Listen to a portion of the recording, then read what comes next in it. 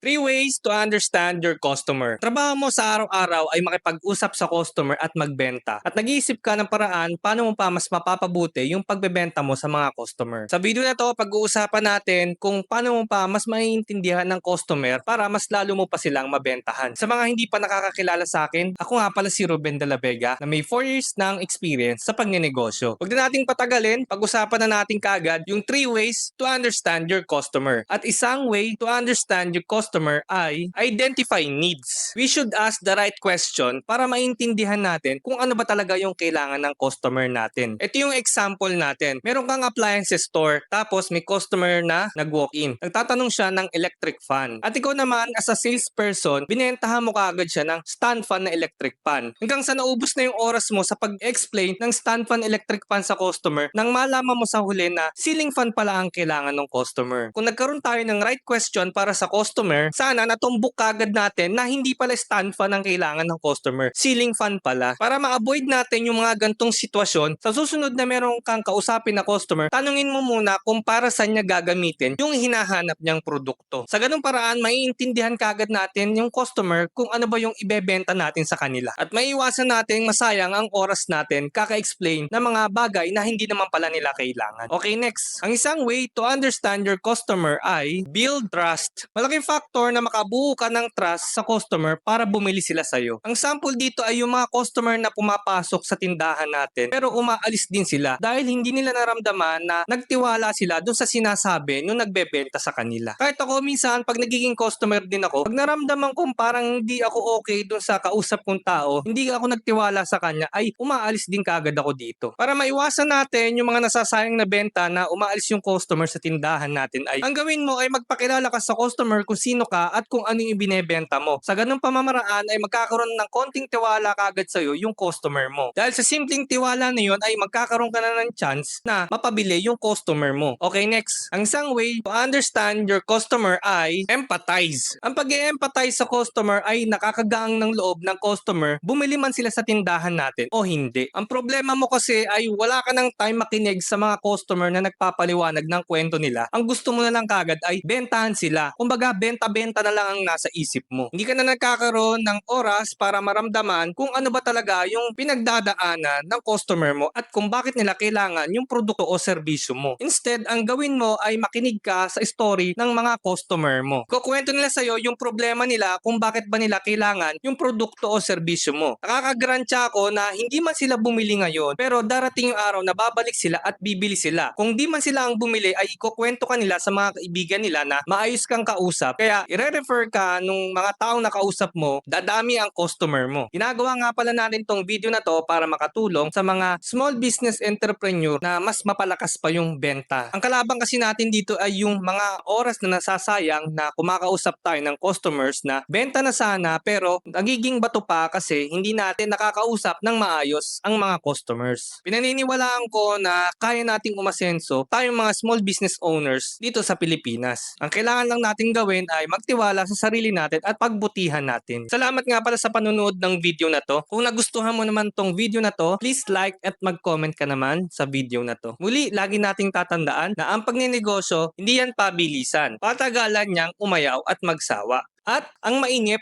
talo.